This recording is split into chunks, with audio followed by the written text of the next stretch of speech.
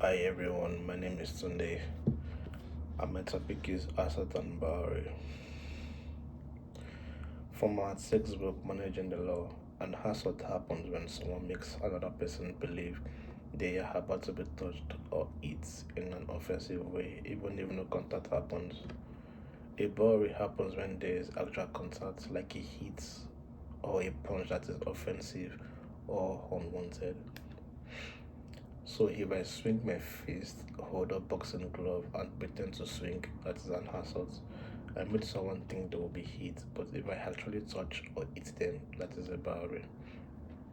Both assault and battery include purpose and permission. The person must intend to do it, and the other person did not agree. Businesses, especially bars or clubs, have to be very careful. Bouncers or staff can use reasonable force, but if they go too far, it becomes a barrier. Why I chose this case? I picked this case RV Brown, 2022, SCC 18 from the Supreme Court of Canada. I chose this case because it is not the usual kind of assault case. It is about a man who attacked someone but said he didn't mean to. He claimed his body acted on its own because of drugs and alcohol. I found it interesting because it made me think, can someone be guilty of assault if they didn't control their actions? So here's what happened.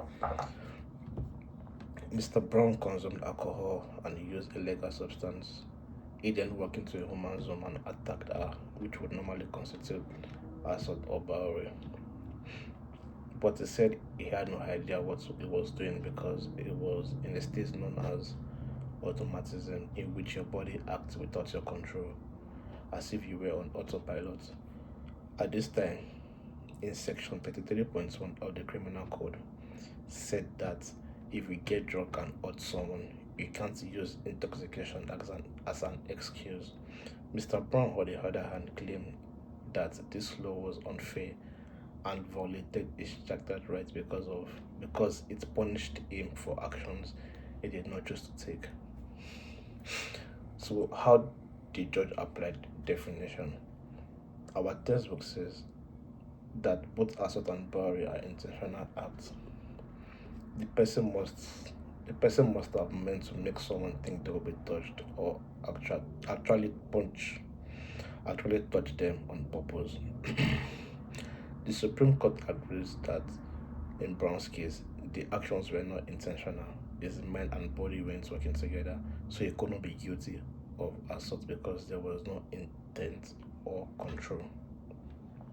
The court ruled out the section 33.1 of the Criminal Code was unconstitutional, meaning it broke the Charter of Right and Freedom. They stated that people should not be punished for actions that are not completely unintentional.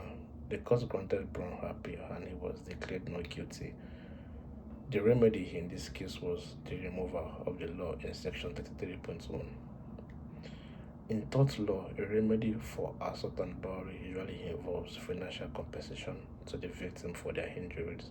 However, in this criminal case, the remedy was freedom. The court accepted Brown's rights to be convicted just for purposeful act. Lessons for future business leaders. This case teaches something very important for business leaders. In any workspace, you must understand the limit of reasonable force and personal space. So business leaders should train their staff to handle people carefully, stay calm, and avoid any kind of physical aggression. Understanding assault and battery helps create safer workspace and protect both workers and customers. Assault is the threat of the contact, battery is the actual contact. In the Harvey Brown, the Supreme Court shows that you can't be guilty of assault if your act wasn't intentional. Thank you for listening.